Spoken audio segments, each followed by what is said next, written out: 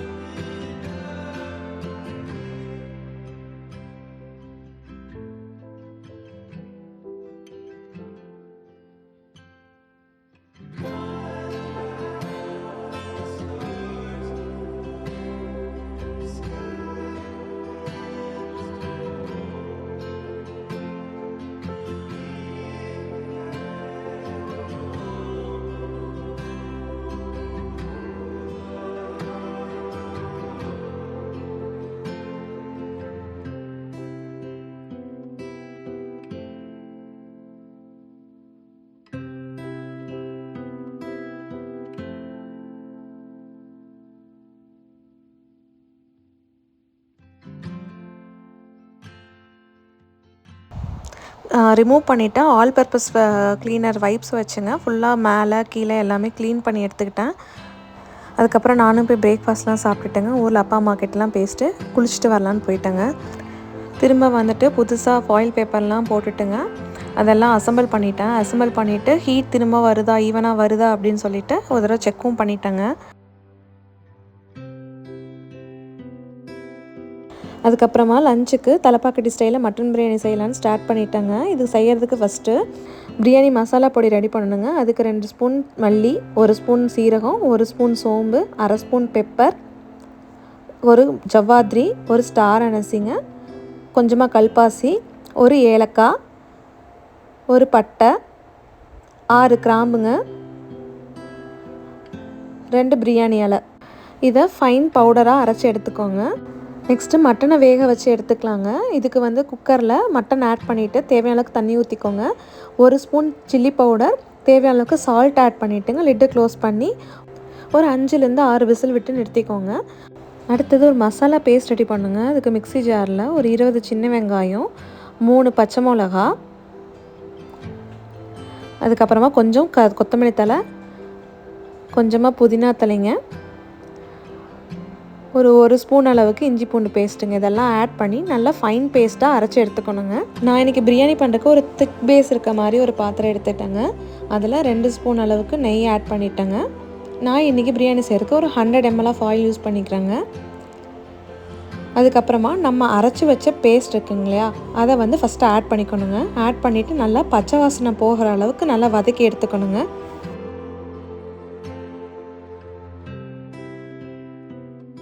இப்போ ஒரு தக்காளி நல்லா பொடியாக நறுக்கி அதையும் ஆட் பண்ணிக்கலாங்க. ஆட் பண்ணிட்டு நல்லா வதக்கிக்கோங்க. இதுக்கப்புறமா 1 ஸ்பூன் சில்லி பவுடருங்க. அதுக்கப்புறம் நம்ம அரைச்சி வச்சோம் இல்லைங்களா பிரியாணி மசாலா, அதையும் வந்து ஆட் பண்ணிக்கலாங்க.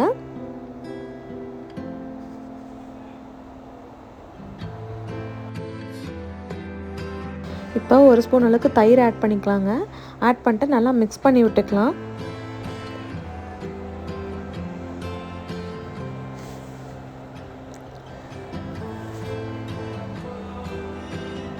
இதுக்கப்புறமா நம்ம வேக வச்சிருந்த மட்டனையும் ஆட் பண்ணிக்கலாங்க.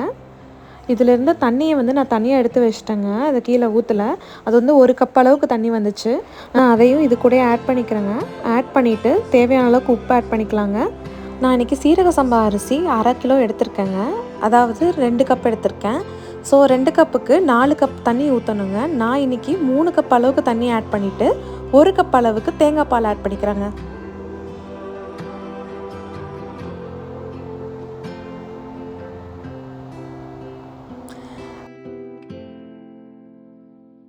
இப்போ ஒரு 1/2 லெமன் எடுத்துங்க. அதில் இருக்க ஜூஸ் எல்லாம் புழிஞ்சு விட்டுலாங்க. இப்போ நல்லா மிக்ஸ் பண்ணிவிட்டு நல்லா ஒரு கொதி வரட்டுங்க. கொதி வந்ததுக்கப்புறமா நம்மளோட ரைஸை இதெல்லாம் ஆட் பண்ணிக்கலாங்க. ஆட் பண்ணிவிட்டு அடுப்பு கொஞ்சம் ஹை ஃப்ளேம்லேயே இருக்கட்டுங்க.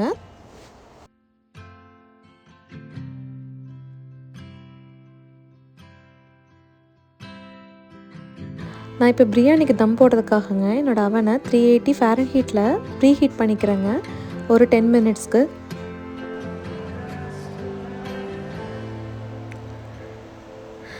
நல்லா இந்த கன்சிஸ்டன்சி வர வரைக்கும் விட்டால் போதுங்க. அதுக்கப்புறம் கொத்தமல்லி தலையும் புதினா தலையும் கொஞ்சமாக தூவிட்டுங்க ஸ்டவ் ஆஃப் பண்ணிடலாம். ஆஃப் பண்ணதுக்கப்புறமா ஃபாயில் பேப்பரை இந்த இதில் நல்லா கவர் பண்ணிக்கலாங்க.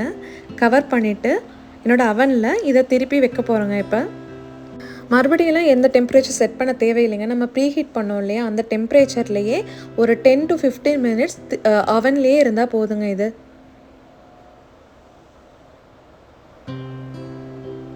இது ரெடி ஆகிறதுக்குள்ளே என்னோடய அடுத்த வேலையை பார்க்கலான்னு சொல்லிட்டுங்க வெளியே வந்துட்டு 2 ரோஸ் செடி வச்சுருக்கேன் பால்கனியில்.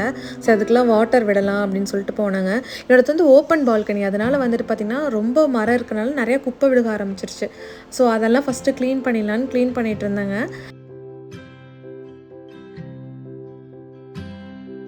அதுக்குள்ளே நான் வெளியே இருக்கிறத பார்த்துங்க பாப்பா சேர்லாம் எடுத்துகிட்டு வந்து வெளியே போட ஆரம்பிச்சிட்டா. நான் கொஞ்சம் செடியில் இருந்தேங்க வாடி போன இலை அப்புறம் ஸ்டெம்ஸ் எல்லாமே கொஞ்சம் கட் பண்ணி ரிமூவ் பண்ணிகிட்டு இருந்தேங்க.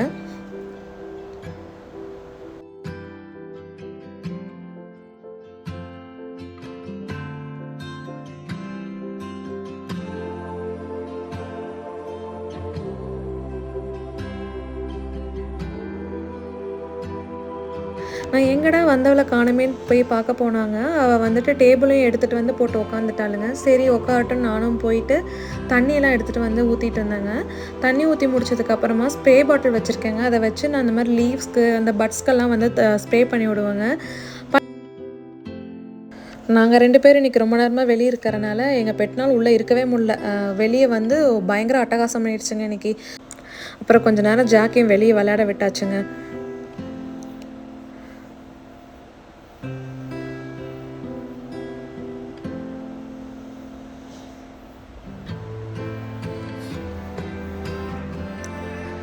அதுக்கப்புறம் கொண்டு போய் ஜாக்கை உள்ளே விட்டாச்சுங்க. பட் அதித்தி நான் வரல, நான் இங்கேயே இருக்கேன் கொஞ்ச நேரம்னு சொல்லிட்டு வெளியவே உட்காந்துருந்தாளுங்க சேரில். அதுக்கப்புறம் அவளும் உள்ளே வந்துட்டா. பிரியாணி ரெடியாக இருக்குங்க. இப்போ அவன்லேருந்து பிரியாணி பாத்திரத்தை வெளியே எடுத்து வச்சிடலாங்க.